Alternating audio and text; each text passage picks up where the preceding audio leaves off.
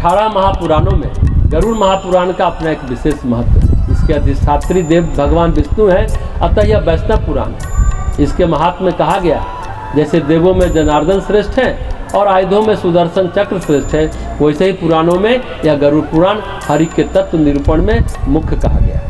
जिस मनुष्य के हाथ में यह गरुड़ महापुराण विद्यमान है, उसके हाथ में नीतियों का कोश है। जो मनुष्य इस पुराण का पाठ करता है अथवा इसको सुनता है, वह भोग और मोक्ष दोनों को प्राप्त कर लेता है। यह पुराण मुख्य रूप से पूर्व खंड आचार कांड, उत्तरखंड धर्मकांड, प्रेतकल्प और ब्रह्मकांड 3 खंडों में विभक्त। इसके पूर्व खंड आचार कांड में सृष्टि की उत्पत्ति, ध्रुव चरित्र, 12 आदित्यों की कथाएं, सूर्य चंद्र आदि ग्रहों के मंत्र, उपासना विधि, भक्ति, ज्ञान, वैराग्य, सदाचार की महिमा, यज्ञ, दान, तप, तीर्थ सेवन तथा सत्कर्मानुष्ठान से अनेक लौकिक और पारलौकिक फलों का वर्णन किया गया है। इसके अतिरिक्त इसमें व्याकरण, छंद, स्वर, ज्योतिष, आयुर्वेद, रत्नसार, नीतिसार आदि विविध उपयोगी विषयों का यथास्थान समावेश किया गया। इसके उत्तरखंड में धर्मकांड, प्रेतकल्प का विवेचन विशेष महत्वपूर्ण है। इसमें मरणासन व्यक्ति के कल्याण के लिए विविध दानों का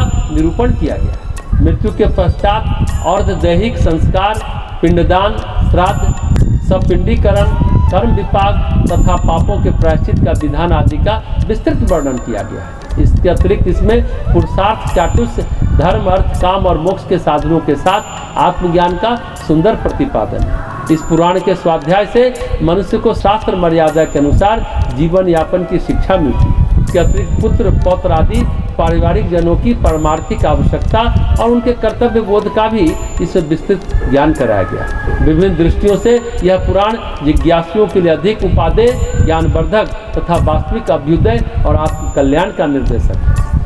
जन सामान्य में एक भ्रांत धारणा है कि गरुड़ महापुराण मृत्यु के उपरांत केवल मृत जीवी के कल्याण के लिए सुना जाता है, केवल मृत जीव के कल्याण के लिए सुना जाता है, जो सर्वथा गलत है। यह पुराण अन्य पुराणों की भांति नित्य पठन पाठन और मनन का विषय है। इसका स्वाध्याय अनंत पुण्य की प्राप्ति के साथ साथ भक्ति और ज्ञान की वृद्धि में अनुपम सहायक है। गरुड़ पुराण का प्रेत खंड ही जनता में अधिक प्रचलित है और सामान्य लोग उतने को ही गरुड़ पुराण समझते हैं, पर इसके प्रथम खंड में जो विविध विषयक उपयोगी सामग्री एकत्रित की गई है, वह भी कम आकर्षक नहीं।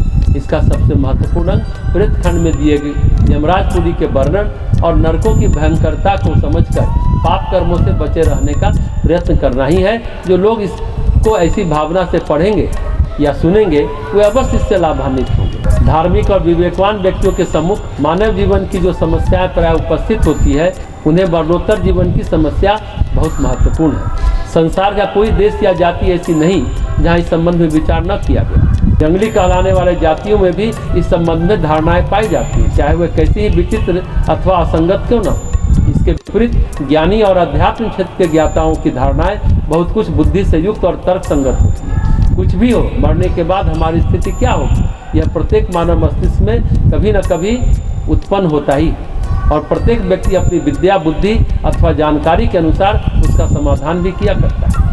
यद्यपि संसार के अन्य धर्मों जैसे पारसी, यहूदी, ईसाई, इस्लाम में भी मरणोत्तर जीवन का उल्लेख पाया जाता है, पर वो इतना संक्षिप्त और गौण रूप में वर्णित है कि उससे उनके अनुयायियों के आचार विचारों तथा मनोभावों पर कोई विशेष प्रभाव नहीं पड़ता।